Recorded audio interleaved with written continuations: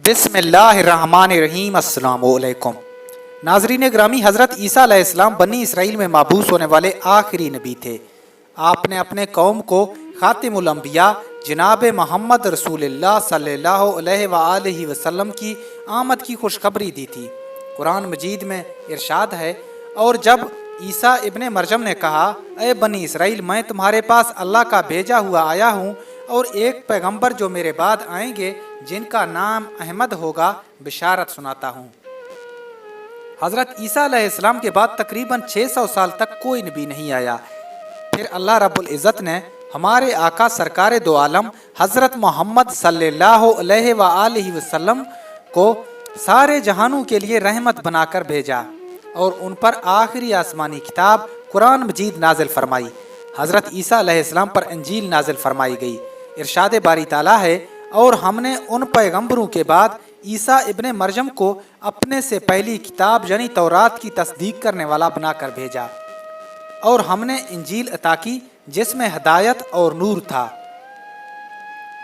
तहरीर किया गया है कि हज़रत ईसा अलैहिस्सलाम पर जब इंजील नाजिल हुई तो आपकी उम्र मुबारक 30 साल थी, और नबूवत के 3 साल बाद यानी 33 बरस की उम्र में अल्लाह ताला ने आपको आसमान पर उठा लिया। नाज़रीन गुरामी, कुरान मजीद के 13 सूरतों में मुख्तलिफ नामों से हज़रत ईसा अलैहिस्सलाम का तज़किरा मौजूद है। 26 मकामात पर ईसा अलैहिस्सलाम, 23 मकामात पर इब्ने मरयम, 11 जगह पर माहिसी और 1 मकाम पर अब्दुल्ला कहा गया है। कुरान मजीद की 19वें सूरह मरयम हज़रत ईसा अलैहिस्सलाम की वालिदा मोहतरमा के नाम पर है, जिसमें हज़रत मरयम बिनते इमरान सलामुल्लाह अलैहि और हज़रत ईसा का किस्सा तफसील के साथ मौजूद है। इसके अलावा कुरान करीम की तीसरी सूरह अल इमरान हज़रत मरयम सलामुल्लाह अलैहि के वालिद माजिद के नाम मंसूब है, जिसमें हज़रत मरयम सलामुल्लाह अलैहि की पैदाइश का वाक़या बयान किया गया है।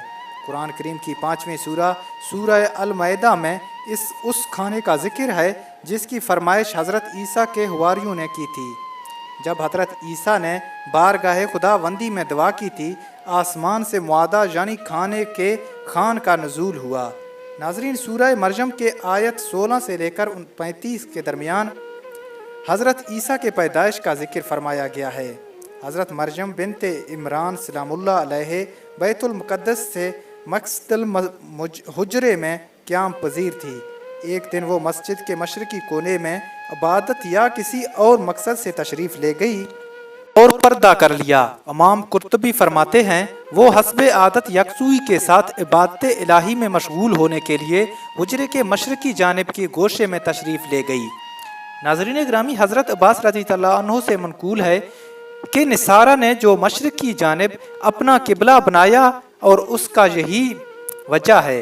हज़रत मरयम सलामुल्लाह अलैहि उस गोशे में तन्हा थी कि अचानक जिब्राइल अलैहिस्सलाम इंसानी शक्ल में तशरीफ़ ले आए।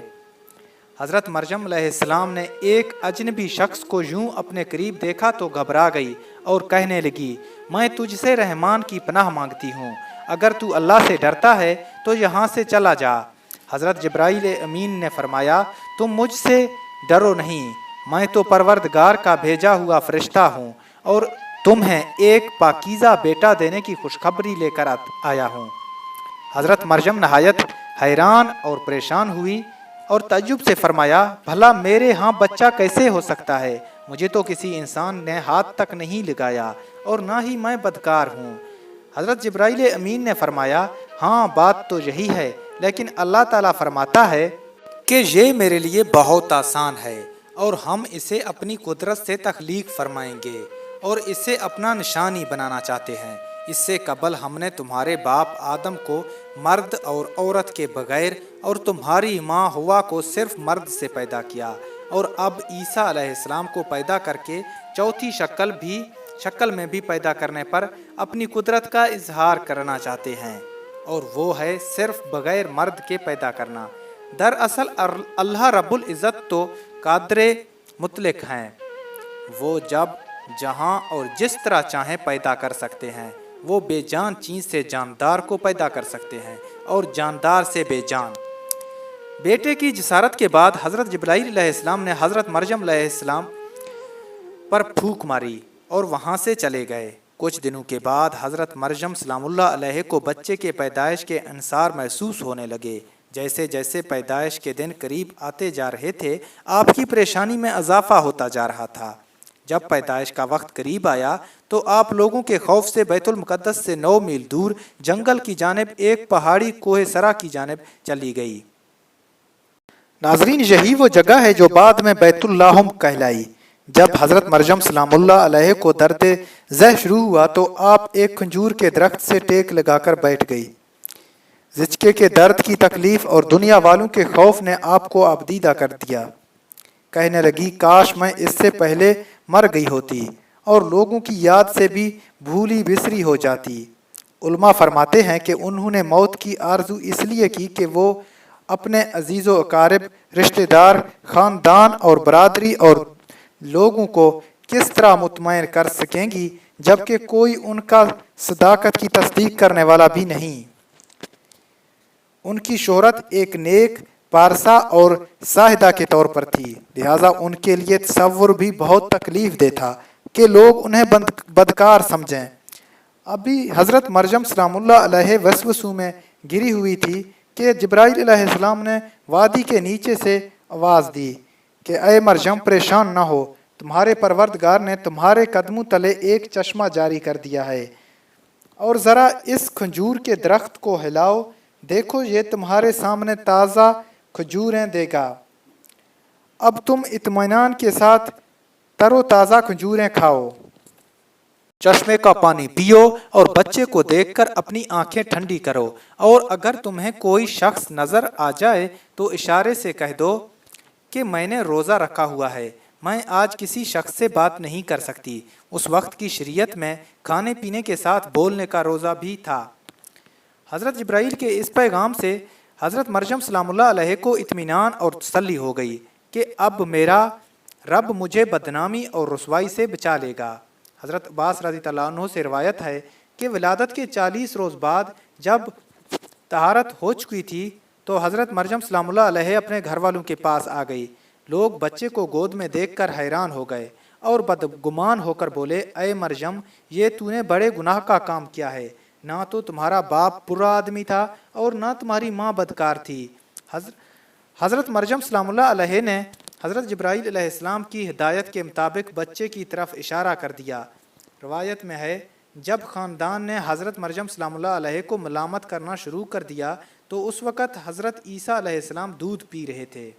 جب انہوں نے لوگوں کی ملامت بھری باتیں سنی تو دودھ پینا چھوڑ دیا اور اپنی بائیں کروٹ پر سہارا لے کر لوگوں کی جانب متوجہ ہوئے اور انگوشت شہادت سے اشارہ کرتے ہوئے فرمایا، انی عبداللہ، یعنی میں اللہ کا بندہ ہوں، اور پھر اللہ کی طرف سے نبوت اور کتاب ملنے کی خبر دی۔